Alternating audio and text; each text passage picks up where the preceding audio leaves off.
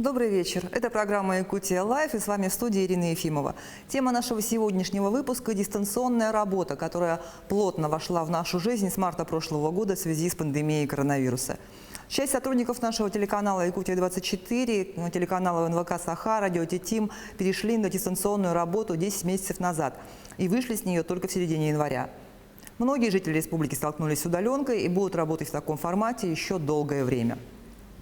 Как нам сообщил Госкомитет занятости населения Якутии, по состоянию на 26 января в республике перешли на удаленную форму работы 32 300 человек.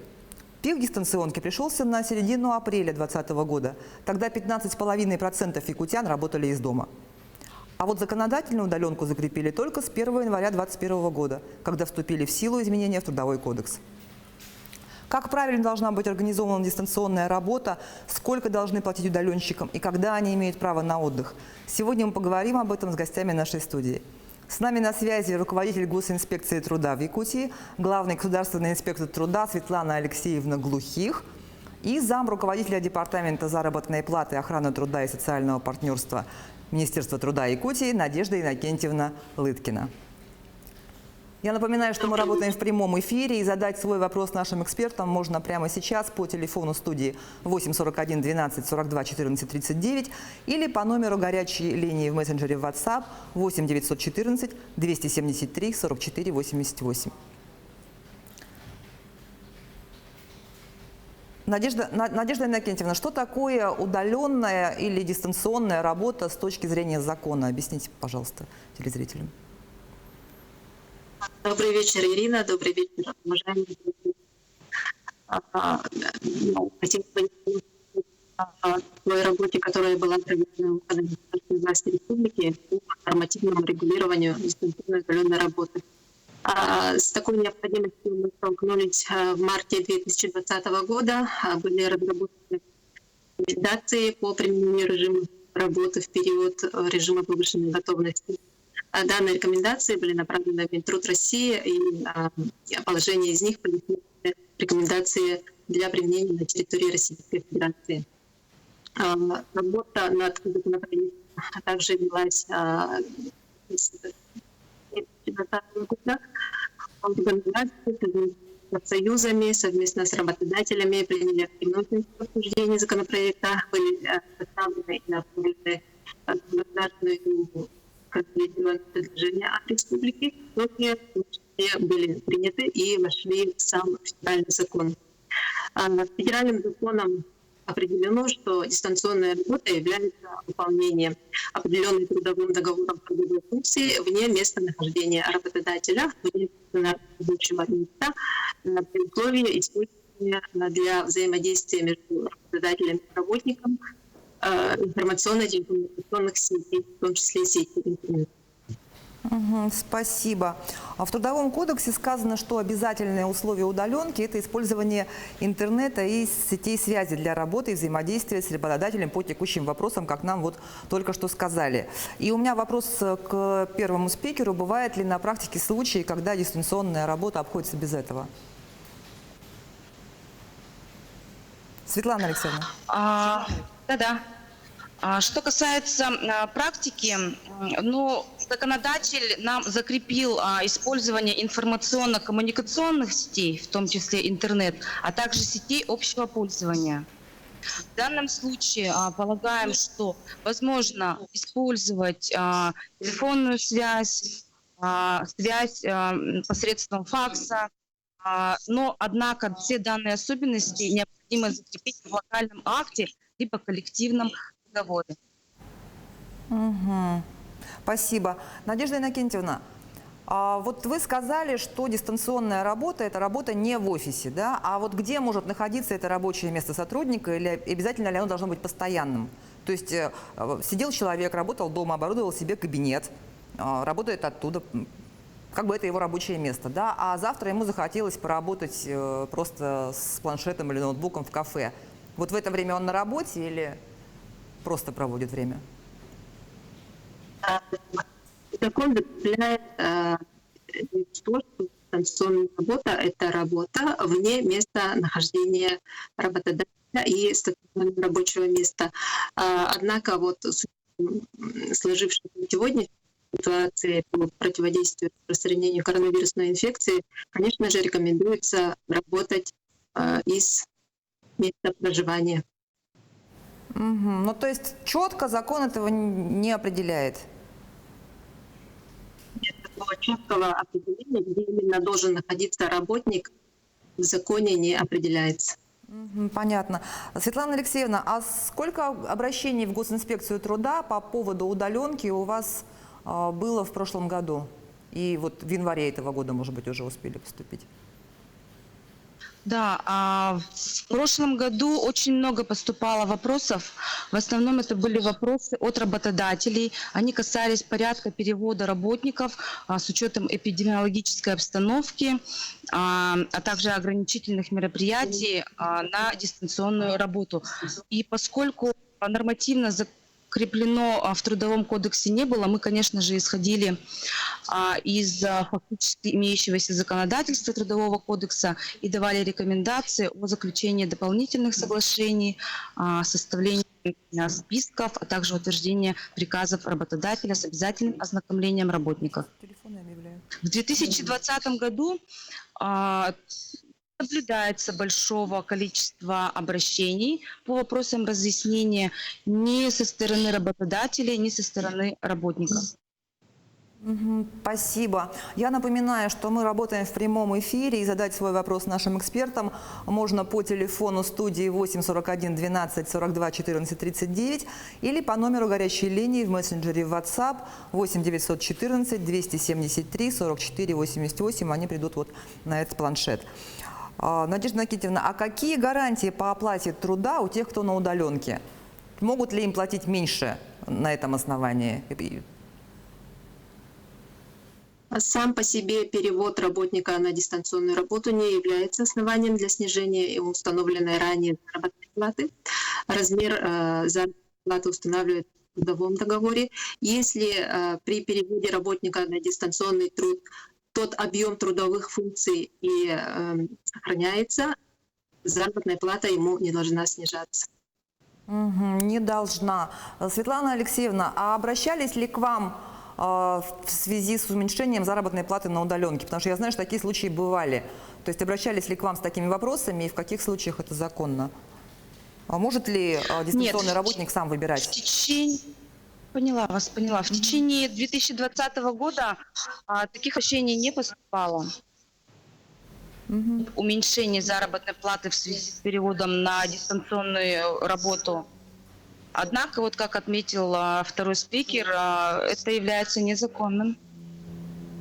И в случае, если трудовые права нарушены и работнику снижают заработную плату, они вправе обратиться с обращением для проведения надзорных мероприятий. То есть в таких случаях можно смело обращаться к вам, и вы, соответственно, поможете, проведете проверку. Да, конечно, совершенно верно.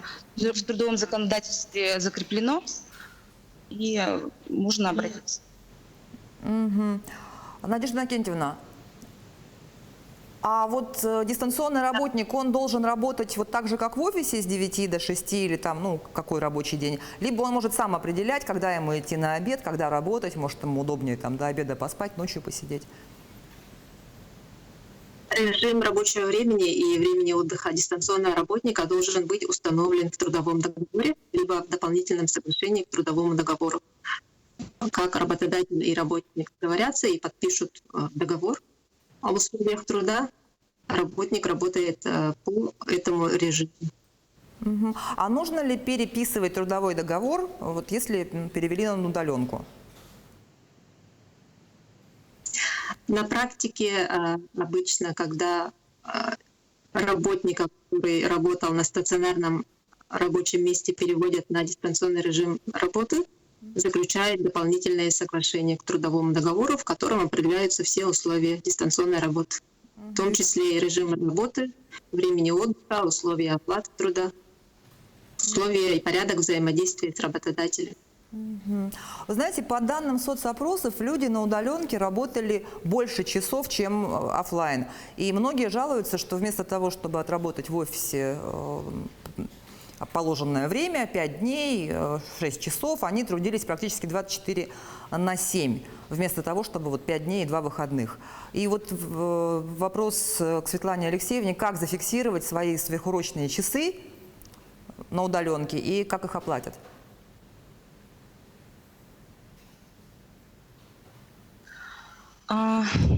Хотелось бы, наверное, добавить, да, немножко к словам предыдущего спикера, что все-таки режим работы и режим отдыха в силу статьи 312.4 работник устанавливает сам. Да? Однако, может быть установлено также коллективным договором, локальным актом, либо соглашениями, которые достигнуты между работником и работодателем. Касается вопроса, конечно, это достаточно сложный вопрос, поскольку если никаких особенностей коллективным договором не установлено, локальным актом либо доп. Соглашением, в силу действия законодательства работник устанавливает сам свой режим работы. То есть он может работать там после 12 ночи, как ему удобно. И достаточно сложно будет установить сверхурочную работу.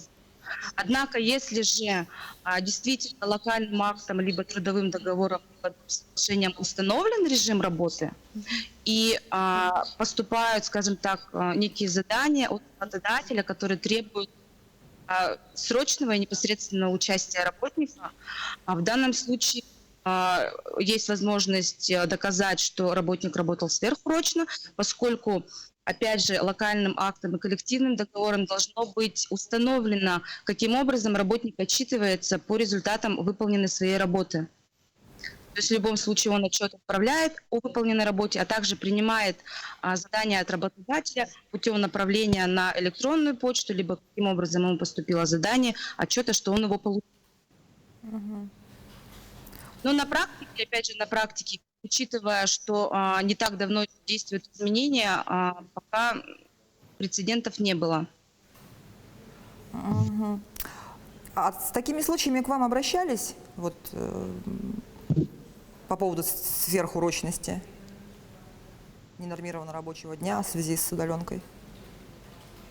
Я повторюсь, как только что сказала, не обращались, поскольку федеральный закон действует у нас не так долго, и ситуаций таких на сегодняшний день не возникало. Да, закон вступил в силу 1 января, вышли все на работу только 11-го. В общем, сегодня у нас тоже еще январь, поэтому подождем. А вот если такой случай, например, дистанционный работник на связи со своими руководителями, коллегами до позднего вечера, так бывает, да, думают люди на удаленке, все равно давайте тогда проведем совещание, проведем планерку, там, в 10 вечера и так далее. Тогда вот Надежда Евгеньевна, на это время будет считаться рабочим?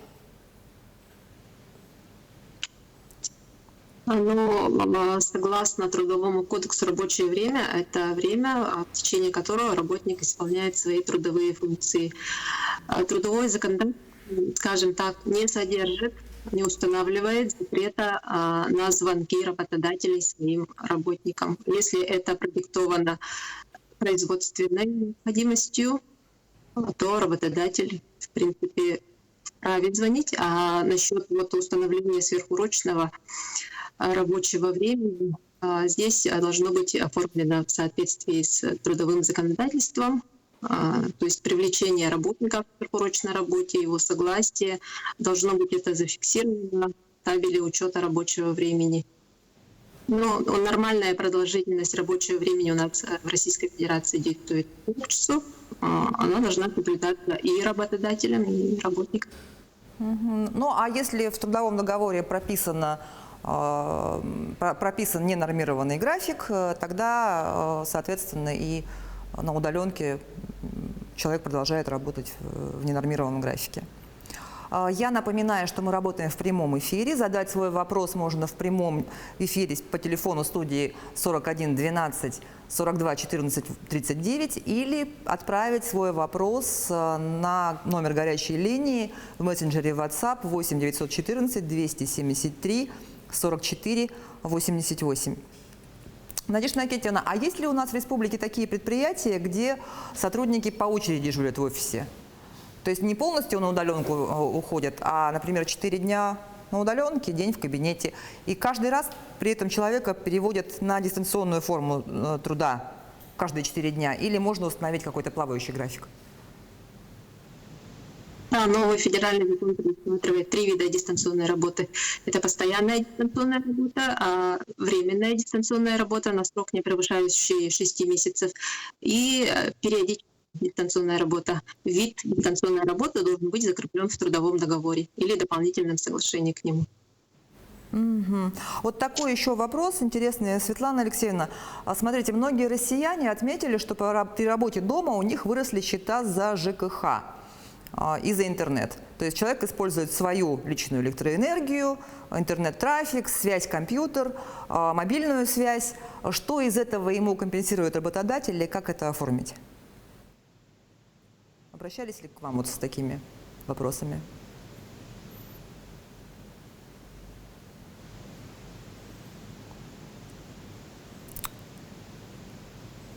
Так, к сожалению, у нас пропал звук у спикера. Может быть, Надежда Иннокентьевна, вот сможете ответить на этот вопрос? Да, если позволите, я могу отметить. Трудовой кодекс, поправки, которые вступили в 1 января этого года, устанавливает работодателя обеспечивать дистанционного работника оборудованием, средствами дистанционной защиты. В случае, если работодатель обеспечивает работника оборудованием, то с согласия работодателя или с ведома работодателя работник может использовать свое личное оборудование. В данном случае трудовой кодекс устанавливает обязанность работодателя выплачивать компенсацию за использование оборудования, за аренду оборудования, за те траты, которые работник производит в связи с использованием личного оборудования. В данное время либо единых рекомендаций, технических инструкций касательно размера данной компенсации нет. Нами направлен запрос Министерства труда Российской Федерации. Мы ожидаем органа по труду федерального по данному вопросу. А также в Республике Саха-Якутия ведется работа по выработке нормативов для работников бюджетной сферы. Разъяснения будут. То есть мой работодатель, если я перехожу на удаленку, он должен мне обеспечить ноутбук, допустим, да? А если я пользуюсь своей техникой, то он должен мне платить как за аренду техники. Правильно я поняла? Совершенно верно. При этом размер, условия и порядок выплаты данной компенсации должны быть установлены, опять же, в трудовом договоре, дополнительном соглашении, локальном акте, либо коллективном договоре. То есть законодатель дает эту прерогативу работодателю. Ага. Интересно, вот у нас, кажется, появилась Светлана Алексеевна на связи. Вот есть ли такая практика, когда работодатель не предоставляет технику в аренду, человек работает на своей технике и получает за это доплату какую-то? Вот есть такая практика уже или нет? На сегодняшний день нет, такой практики нет. Угу. А скажите, пожалуйста, могут ли человека перевести на удаленку без его согласия? И в каких случаях, если могут? Могут перевести в 2 случаях без согласия. В случае, если имеется соответствующее решение органа государственной власти, либо органа местного самоуправления, а также в случаях, скажем так, вот эпидемии, да, как было у нас в 2020 году. Тогда работодатель может перевести без согласия. Угу. То есть у нас такие случаи были в Якутии? В 2020 году, конечно, были. Угу. А Надежда Иннокентьевна, какие документы можно предъявлять в электронном виде и что обязательно нужно подписывать вот этой ЭЦП, так называемой электронной цифровой подписью, а что можно просто отсканировать и отправить WhatsApp или на электронку? Трудовой кодекс устанавливает обязательное требование подписания электронной квалифицированной подписью в случаях заключения подписания трудового договора дополнительного соглашения к нему, также договора о материальной ответственности и ученического договора. В остальных случаях усиленная квалифицированная либо усиленная неквалифицированная электронная подпись не требуется. Мгм. А если вот нету этого ЦП, то как с ситуации выйти? Есть специализированные центры, которые в установленном порядке предоставляют услуги по изготовлению электронной подписи. Мгм. То есть нужно ее все-таки изготовить в тех случаях, когда требует этого закон, без нее не обойтись. Необходимость. Да. А курьером, почтой никто не пользуется такими методами в наше время уже? Почтой тоже работник может использоваться почтовой связью, отправить письмо. Светлана Алексеевна, а есть ли у человека, который трудится удаленно, право на оффлайн? То есть вот в трудовом договоре, допустим, прописано время отдыха, и работодатель потревожит удаленного работника по трудовым вопросам в период отдыха. То как-то это будет оплачено и как это зафиксировать? Ну, как я говорила ранее, в случае, если направляется какое-либо задание посредством электронной почты, либо иными какими-то способами, которыми определились работник и работодатель, то, что они работают, работодатель отправляет, работник подтверждает, что он принял и отправляет отчет о том, что он эту работу выполнил, тогда действительно это будет уже как сверхурочная работа. А так, по большому счету, ну, необходимо, конечно же, взять согласие, да, на сверхурочную работу работника. Если такого согласия работодатель не получил, соответственно, работник может абсолютно сидеть в режиме оффлайн. Мгм. А, допустим, могу я в свой выходной поставить режим «не беспокоить», не брать трубки в нерабочее время? Можете? По закону, Можете. по закону могу, да? Да. А как дистанционному работнику поступить, если его вызывают работать в офис? То есть, ну, я привык на удаленке сидеть, мне так удобно, у меня там маленькие дети. Могу ли я от этого отказаться и остаться онлайн, Надежда Никитина? Ну, это зависит от условий трудового договора. Если у работника заключен договор на периодическую дистанционную работу, то есть комбинированную, да, чередование работы непосредственно в очень стационарном месте с удаленной работой, то работодатель может в таких случаях вызывать работника на работу. А если заключен, ну, обычно бывает вопрос такого характера, что вот если у меня заключен постоянный договор на постоянную дистанционную работу, будет ли работник вызвать меня в офис. Трудовой законодательство не содержит запрета на вызов работодателя своего работника для исполнения трудовых функций на работе. Да? Но мы считаем, что если это продиктовано производственной необходимостью, и без этого невозможно нормальное исполнение трудовых функций работы, в принципе, работодатель может вызвать. Если делать работника это не устраивает, и он считает, что значит, нарушаются свои права, он может обратиться за разрешением своей ситуации, своего трудового спора в госинспекцию, либо непосредственно с иском. Светлана Алексеевна, вы прокомментируете? Ну, я согласна с теми словами, которые были сказаны спикером, да. Действительно, в случае, если работник не согласен и считает, что его права были нарушены, он вправе реализовать свое право на защиту, обратиться либо в инспекцию, да, либо соответствующим иском в суд. Совершенно верно. А если вызывают не для работы, например, нужно приехать в офис, подписать документы, может ли человек отказаться и сказать: нет, присылайте курьера, привозите, потому что я дистанционно работаю? Ну, вопрос, конечно, очень спорный. Если у него имеется электронная цифровая подпись, конечно, работодатель может направить документ для подписания и утверждения электронной цифровой подписью работника.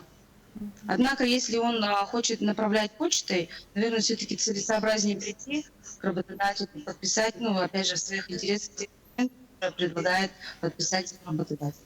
Мгм. А вот за что удаленщику могут поставить прогул? Потому что наблюдать же тоже невозможно со стороны работодателя, если вот... Ну, это, конечно, вопрос тоже, опять же, очень спорный.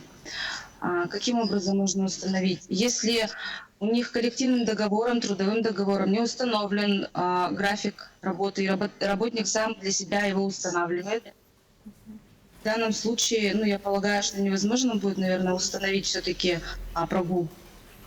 Мгм. То есть случаев увольнения дистанционных работников не было пока, да? Случаев увольнения дистанционных работников не было, однако в законодательстве имеются, конечно же, особенности относительно, ну, скажем так, прогульщиков. В случае, если они не выходят на связь более 2 дней подряд и не получают от работодателя заданий, то в данном случае, конечно, работодатель имеет право фиксировать и уволить. Мгм. Надежда Иннокентьевна, а вот что делать с больничным? Можно его сфотографировать и отправить WhatsApp, например? Если работнику в медицинском учреждении выдан бумажный больничный, то он может отправить почтовой связью, заказным письмом с уведомлением.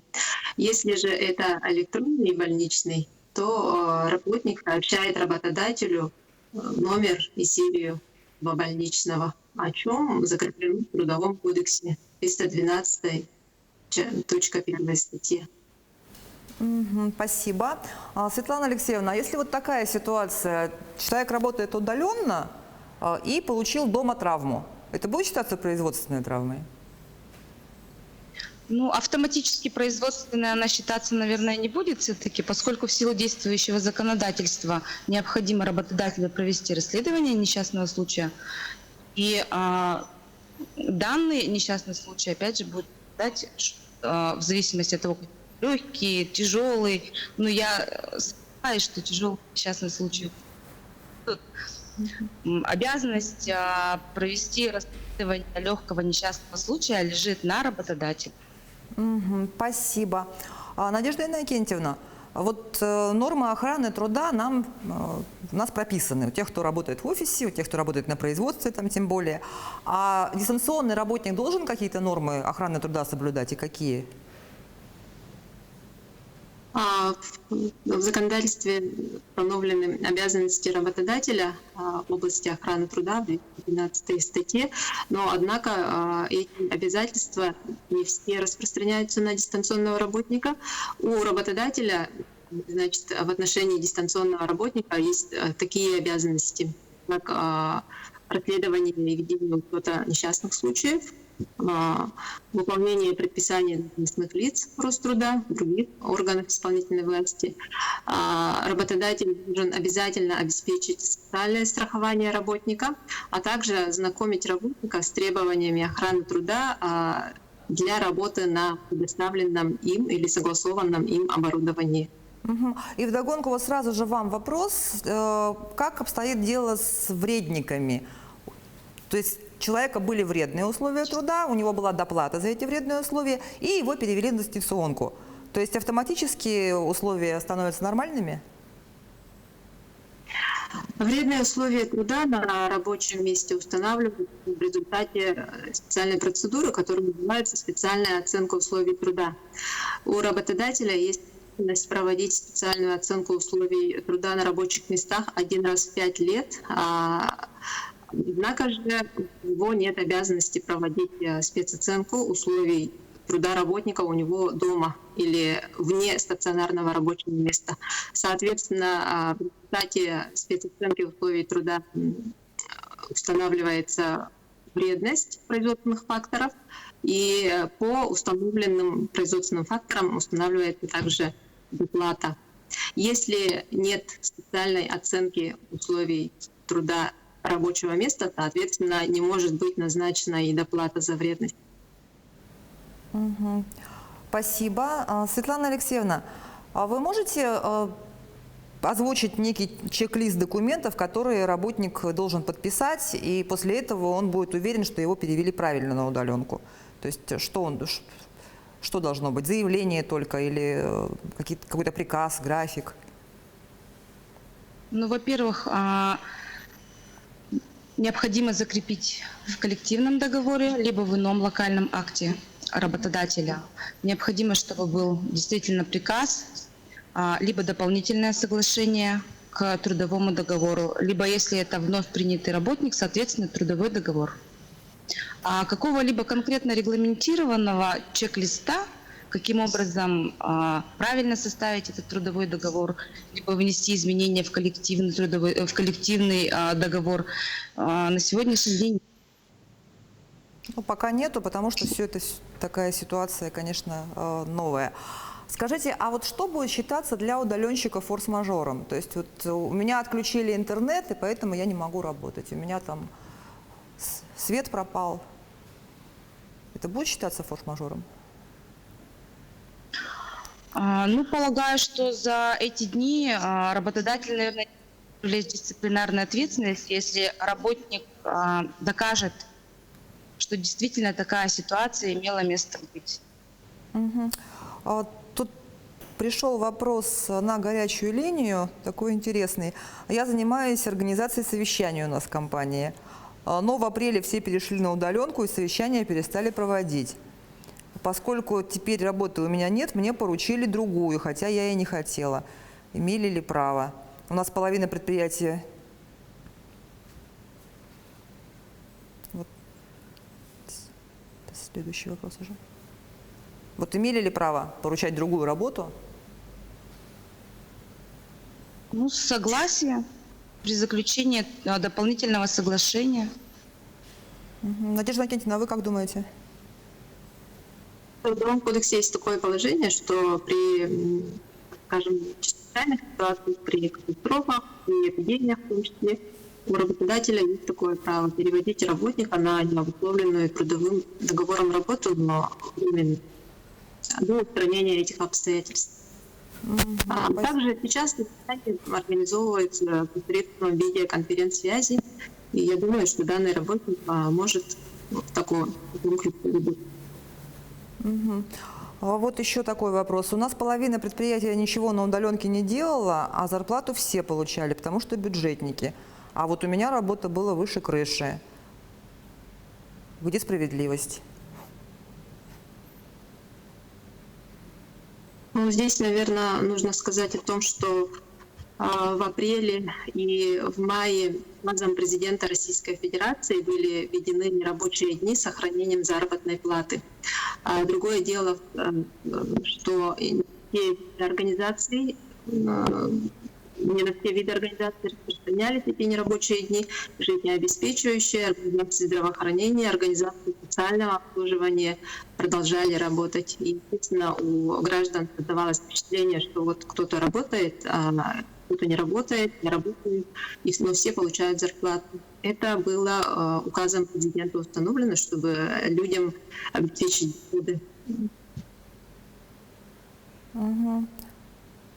А у вас, Светлана Алексеевна, как? Ну, я соглашусь с мнением Минтруда. Действительно, имелся указ президента Российской Федерации, и были объявлены нерабочие оплачиваемые дни, и действительно у многих сложилось впечатление о том, что получает, кто-то не получает, поскольку имелись категории, на кого распространялся данный указ, а на кого нет.